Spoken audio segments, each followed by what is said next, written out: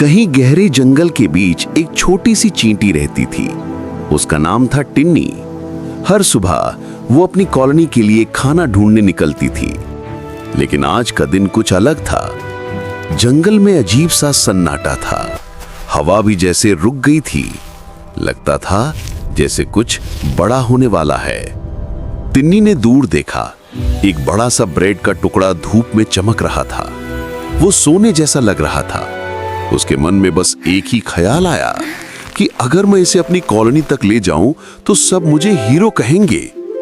लेकिन वो टुकड़ा उससे कई गुना बड़ा था।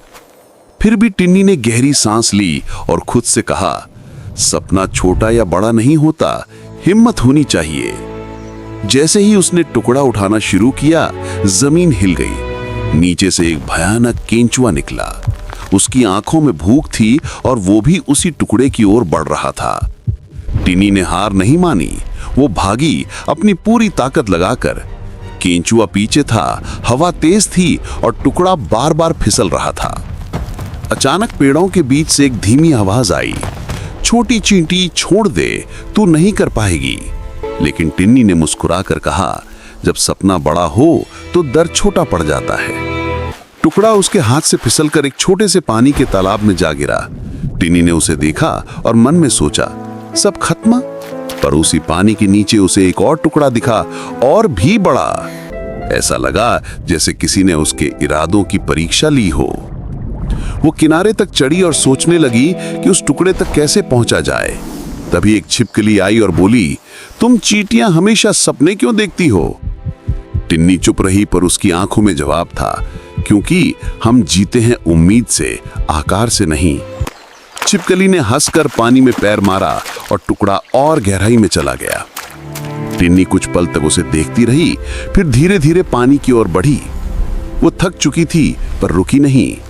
पानी में लहर उठी और वहीं टुकड़ा हवा के साथ बहकर उसके पास आ गया। जैसे खुद प्रकृति भी कह रही हो कि जो मेहनत करता है उसके लिए रास्ते बन ही जाते हैं। टिन्नी ने टुकड़े को फिर से उठाया और अपनी कॉलोनी की ओर चल पड़ी। रात हो चुकी थी, बारिश शुरू हो गई। हर बूंद उसके लिए पहाड़ जैसी थी। उसने टुकड़े को अपने ऊपर रखा ताकि वो भीग न जाए, और खुद पूरी तरह भीग गई। सबको लगा कि टिन्नी वापस नहीं आएगी।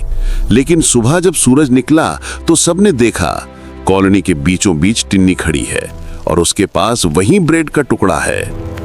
सभी चींटियां उसके चारों ओर जमा हो गई। कोई बोला, टिन्नी तुम तो कमाल हो गई हो। टिन्नी मुस्कुराई और बोली, मैं बस एक छोटी सी चींटी हूं, लेकिन मेरा सपना बड़ा था। दूर कहीं हवा फिर से वही फुसफुसाहट लाई। हर टुकड़े की अपनी कहानी होती है, बस किसी टिन्नी की जरूरत होती है। सूरज की रोशनी में जंगल चमक उठा और पेड़ों के साए में एक और टुकड़ा चमक रहा था। शायद टिन्नी का अगला सपना वही था।